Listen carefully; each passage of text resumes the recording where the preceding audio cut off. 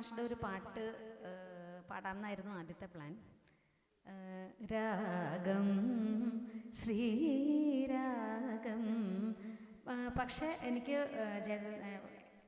എനിക്കിഷ്ടപ്പെട്ട സിംഗറിൽ ഏറ്റവും ഫസ്റ്റ് പൊസിഷനിൽ നിൽക്കുന്ന ആളാണ് ജയചന്ദ്രൻ മാഷ്, പിന്നെ വേണുഗോപാൽ, പിന്നെയാണ് യേശുദാസ് ഉള്ളൂ.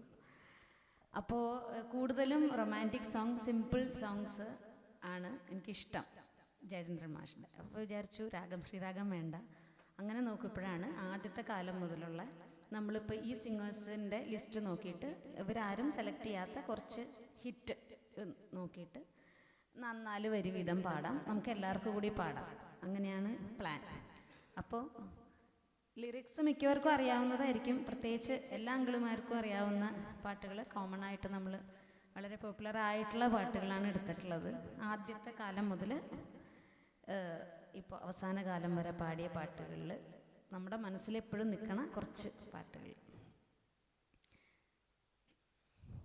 ആദ്യം തന്നെ 1969 ആ സമയത്തെ മഞ്ഞളിൽ മുങ്ങി തോർത്തിയോ അതൊക്കെ പാടിയതായ കാരണം ഫസ്റ്റ് മധുചന്ദ്രികയുടെ, അത് കഴിഞ്ഞിട്ട് പിന്നെ കണ്ടിന്യൂസ്ലി അങ്ങ് പാടാം, അറിയാവുന്നവരൊക്കെ കൂടെ അങ്ങ് കൂടാം.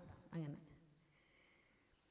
മധുചന്ദ്രികയുടെ ചായത്തളികയിൽ മഴവിൽ പൂമ്പൊടി ചാലിച്ചു മനസ്വിനി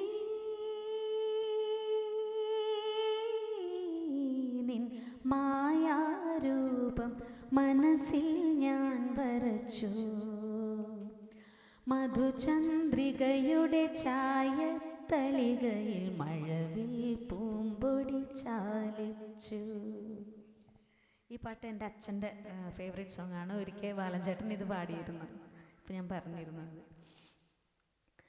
കരിമുകിൽ കാട്ടിലെ രജനി തൻ വീട്ടിലെ കനകാംബരങ്ങൾ വാടി കടത്തുവള്ളം യാത്രയായി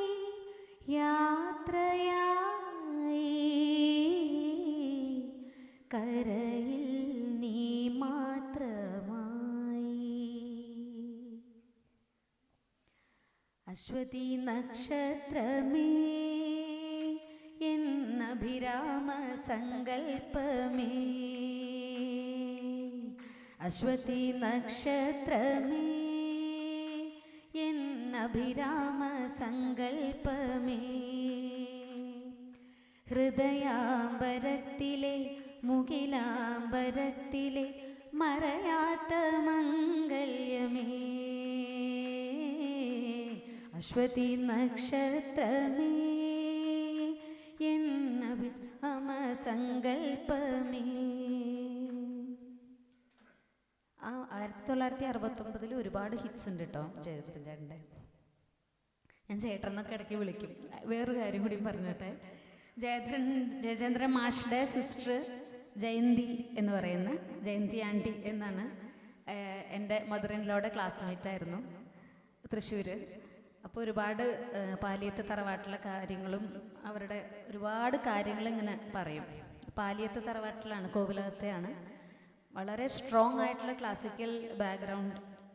ക്ലാസിക്കൽ മ്യൂസിക് ബാക്ക്ഗ്രൗണ്ടുള്ള ഫാമിലിയാണ്. ഇവർ 5 പേരും നന്നായിട്ട്